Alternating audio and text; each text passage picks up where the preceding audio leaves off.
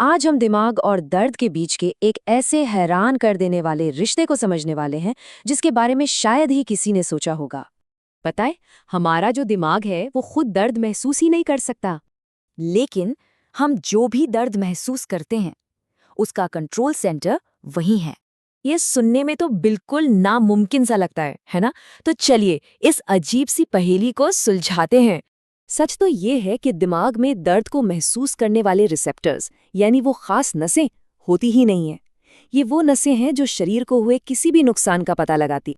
और बिल्कुल यही वजह है कि सर्जन्स किसी मरीज के जागते हुए भी ब्रेन सर्जरी कर सकते हैं और उस इंसान को दिमाग में जरा सा भी दर्द महसूस नहीं होता।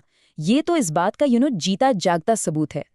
लेकिन यहीं पर एक बहुत बड़ा सवाल खड़ा होता है, एक ऐसी उलझन जो अब सबके दिमाग में भी जरूर आ रही होगी कि अगर दिमाग को दर्द होता ही नहीं है तो फिर हमें दर्द महसूस ही क्यों होता है। इस पहेली को सुलझाने के लिए हमें दिमाग के रोल को एक अलग ही नज़र से देखना होगा।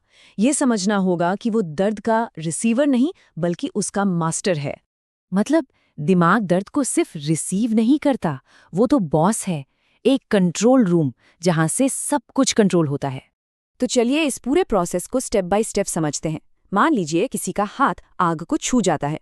स्किन फौरन एक डेंजर सिग्नल भेजती है। ये सिग्नल नसों के जरिए बिजली की रफ्तार से दिमाग तक पहुंचता है और फिर दिमाग डिसाइड करता है कि इस सिग्नल का करना क्या है। और यहाँ पर सबसे दिलचस्प बात यह है कि दिमाग खुद से एक सवाल पूछता है, अच्छा कितना दर्द महसूस करवाना चाहिए? और कभी-कभी दिमाग का ये जवाब हमें बिल्कुल चौंका देता है, खासकर जब बात जान बचाने की हो। चलिए देखते हैं कि दिमाग कैसे सिचुएशंस को अपने कंट्रोल में लेता है।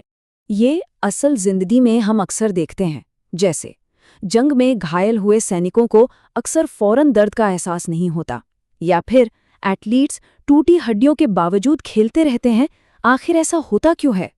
क्योंकि उस वक्त दिमाग का मैसेज बिल्कुल साफ होता है, पहले जिंदा रहना जरूरी है, दर्द बाद में देखेंगे। वो जान बचाने को दर्द के एहसास से ऊपर रखता है। लेकिन बात सिर्फ फिजिकल चोट तक ही नहीं है, इसका एक साइकोलॉजिकल एंगल भी है जो इस पूरी कहानी को और भी ज्यादा दिलचस्प बना देता है।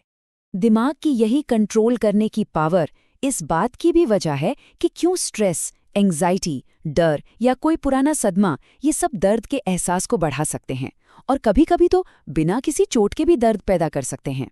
इसको समझना बहुत जरूरी है। ऐसे सोचिए कि एक ही कंट्रोल रूम तक पहुंचने के दो रास्ते हैं। एक रास्ता है फिजिकल, जैसे चोट लगना, और दूसरा रास्ता है साइकोलॉजिकल, जहां बहुत ज्यादा स्ट्रेस भी उसी कंट्रोल रूम में डेंजर का अलार्म बजा सकता है। तो सबसे इम्पॉर्टेंट बात यह है कि दर्द बिल्कुल रियल होता है, ये सिर्फ मन का वहम नहीं है। लेकिन इसका जो कंट्रोल रूम है वो हमेशा दिमाग ही रहता है। तो इस पूरी चर्चा का जो निचोड़ है वो बस इस एक लाइन में है, दर्द महसूस शरीर में होता है लेकिन उसका फैसला दिमाग में होता है। और ये बात हमें एक बहुत बड़े सवाल पर लाके छोड़ देती है।